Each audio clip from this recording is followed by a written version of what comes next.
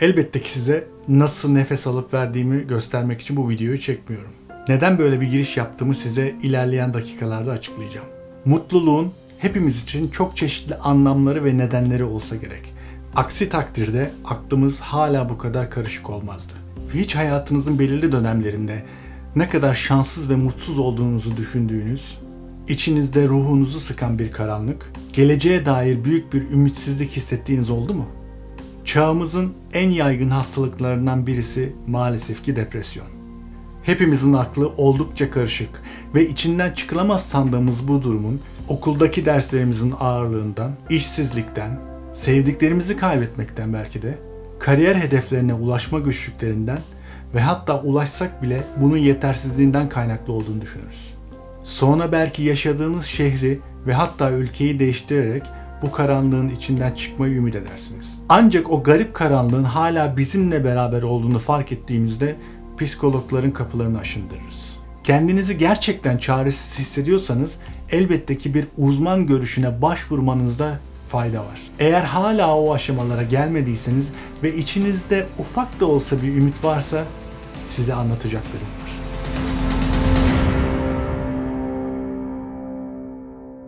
Her davranış ve seçimlerimizin bir nedeni var. Örneğin bir ev ya da araba satın almak daha konforlu bir yaşam için, spor salonuna gitmek daha iyi hissetmek ve daha iyi görünmek için ya da en basitinden yemek yemek sadece karnımızı doyurmak için. Tüm bu yaptığımız eylemlerin bir nedeni var. Bu eylemlerin hepsine bir neden sorusunu sorabiliriz. Ancak neden sorusunun sorulamadığı tek kavram var, mutluluk. Neden mutlu olmak istediğimizi soramayız. Çünkü yaptığımız seçim ve davranışların hepsinin ana nedeni mutlu olmak istememiz. Aranızda ünlü internet ekipleri amiri Serdar Kuzuloğlu'nu tanıyanınız vardır. Yakın bir zamanda kendi kanalında mutluluk üzerine yaklaşık 1 saatlik bir video yayınladı. Kendisi bana göre ülkemizin en önemli yeni dönem düşünce liderlerinden. O yüzden kanalındaki videoları takip etmenizi, özellikle bu konuyla alakalı olduğu için mutluluk videosunu da izlemenizi tavsiye ederim. Ayrıca Zihnimin Kıvrımları olarak adlandırdığı bu serisini Spotify'dan da dinleyebileceğinizi aktarmak istiyorum. Hazır ilham olacak kişilerden söz açılmışken size Mo Gawdat'tan bahsetmek istiyorum. Mo Gawdat 67 doğumlu Mısır asıllı bir sistem mühendisi. IBM ve Microsoft'taki görevlerinden sonra Google'ın şimdiki adı Alphabet olan Google X isimli yenilikçi ve buluşlar konusunda öncü kardeş kuruluşunda Chief Business Officer yani iş geliştirme müdürlüğü yapmış. Mo 2014 yılında üniversite çağındaki oğlu Ali'yi bir ameliyat sırasında yapılan basit bir doktor hatası yüzünden kaybetmiş. Bakın o dönemden sonraki hayatını nasıl anlatıyor. When you lose a loved one and definitely when you lose a child, sevdiklerinizi kaybettiğinizde ve bu özellikle çocuğunuzsa acısı kalıyor, kaybolmuyor. Sevdiğini kaybetmeyi tecrübe edenler kendilerine sadece bir seçim hakkı verildiğini düşünürler. Ve o seçim hayatın acımasızlığına teslim olmak, kabul etmek, ağlamak ve kapılarını kapatıp çürümeye beklemektir. Sanırım ben çok geç olmadan bana 2 seçim hakkı verildiğini fark ettim. Birincisi kapımı kapayıp çürümekti ve bu Ali'yi geri getirmeyecekti. Diğeri ise buraya gelip bu konuşmayı yapmaktı. Mo Gawdat, 1 billion happy yani 1 milyar mutlu insan hareketinin kurucusu. Bu hareketi ilk başlattığında hedefi 10 milyon mutlu insan iken şu anda bu hedefini 1 milyar mutlu insan olarak belirlemiş. Kendisinin romantik olduğunu düşünenlere bunun aksine matematiksel bir denklem olduğunu 6. His filmindeki meşhur I see dead people repliği ile ünlenen Haley Joel Osment'ın ülkemizde iyilik yap iyilik bul adıyla gösterime giren Pay It Forward filmindeki benzer ve çok basit bir formülü var Mo Gawdat'ın. Bakın mutluluğun 1 milyar insana ulaşması onun için ne kadar basit. all I need is a very simple doubling function. Tek ihtiyacım olan çok basit bir çifte katlama işlevi. Tek ihtiyacımız olan bir artan eğrisi. Eğer her biriniz 2 kişiye anlatacağına söz veren 2 kişiye anlatır, o 2 kişi de başka 2 kişiye anlatırsa, eğer hepiniz kendi mutluluğunun sorumluluğunu alırsa, eğer hepiniz videolarımı izler ve bunun yapılabilir olduğunu anlarsa, herkes kendi mutluluğuna öncelik verir ve başkalarının da kendi mutluluklarına öncelik vermesini rica ederse 3,5 yıl içinde tüm İngiltere'ye mesajınız yayılmış olacaktır. İnternette 1 billion happy olarak aratırsanız, buraya da yazıyorum, hem web sitesini bulabilirsiniz hem de birçok konuşmasına ulaşabilirsiniz. Ancak uygulaması o kadar kolay değil bana soracak olursanız. Bakın ne demiş. At a young age, I was extremely successful. Genç yaşta iş adamlığı, girişimcilik ve borsada çok başarılıydım. Hayatıma yeni uygulamalar yüklerdim. Kendime harika arabalar, pahalı gömlekler ya da takım elbiseler alırdım. Kendimi mutlu etmek için daha fazla uygulamalar kurmaya çalışırdım. Ancak değildim. Gerçekte yapmam gereken aslında beni mutsuz eden bu uygulamaları kaldırmakmış. Mutluluk, mutsuzluğun yokluğuymuş. Size bir de kitap önerisinde bulunmak istiyorum. Hayatımın karanlık bir döneminde pek değerli bir psikolog arkadaşım önermişti bu kitabı bana. David Burns'un Feeling Good, yani iyi hissetmek kitabı. Klinik onaylı ilaçsız depresyon tedavi kitabı olarak tanımlıyor Burns kitabını. İçerisinde depresyonunuzun seviyesini test edebileceğiniz testler ve alıştırmalar yer alıyor. Benim de gerçekten hayatımın akışını değiştirmiş bu alıştırmaları sizinle videonun sonunda paylaşacağım. Gelelim videonun başındaki nefes alıp verme egzersizlerine. Aranızda meditasyonla ilgilenenler mutlaka vardır. Ancak ilgi duyup bir yerden başlamak isteyenler için internette birçok uygulama mevcut. Bunlardan lider konumdaki olan uygulama 190 ülkede 62 milyon defa indirilmiş ve 2 milyondan fazla paralı üyesi bulunuyor.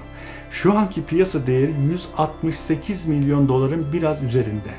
Mutlulukla ilgili bir konu hakkında konuşurken bile zihnimin rakamlarla oynadığı oyunlara yenik düştüm maalesef.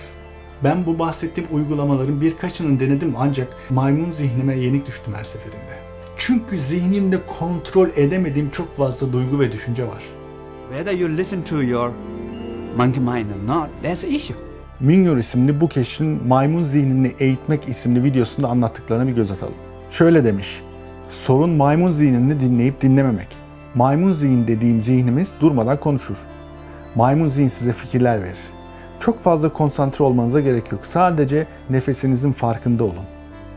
Nefes alın, nefes verin. Nefes alın, nefes verin. Bu kadar. Bunu sadece 2 defa, hatta 1 defa yapın.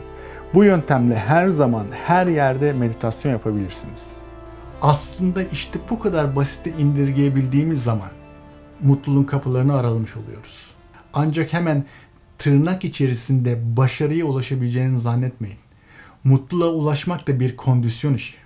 Bol bol alıştırma yapmalısınız. Bu alıştırmalara geçmeden önce size çok nadir bir çalışmadan bahsetmek istiyorum. Harvard Yetişkin Gelişimi Çalışması, orijinal adıyla Harvard Study of Adult Development, yetişkin hayatı üzerine yapılmış en uzun çalışma. 75 yıl boyunca 724 erkeğin ergenlikten yaşlılığına, yıldan yıla işlerini, ev yaşamlarını, sağlıklarını takip etmişler. Boston'un en fakir mahallelerinden seçtikleri çocuklarla başladıkları çalışmada fabrika sahibi, avukat, duvar ustası, doktor ve hatta Amerika Birleşik Devletleri'nin en önemli başkanlarından John F. Kennedy de yer almış.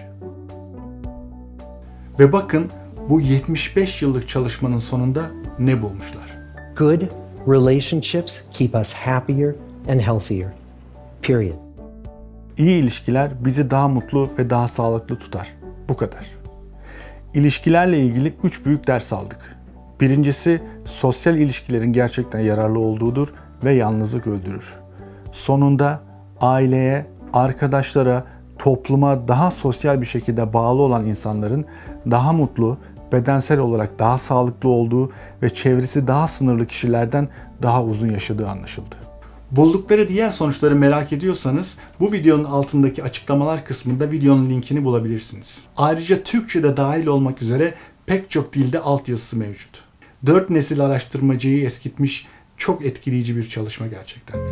Mutsuzluk tam bir hapishane. Yaptığımız seçim ve davranışların sonucunda olduğu gibi elimizde olmayan sebeplerden dolayı da mutsuz olabiliyoruz. Ancak çözümsüz değil. Size söz verdiğim gibi bu videoyu sizin içinizdeki karanlığı biraz olsun hafifletecek bu alıştırmayla bitiriyorum. Yalnız son defa tekrar etmek istiyorum. Kendinizi gerçekten çaresiz hissediyorsanız mutlaka bir uzman görüşüne başvurun. İşte sıkıntılarınızı çözecek o basit çalışma.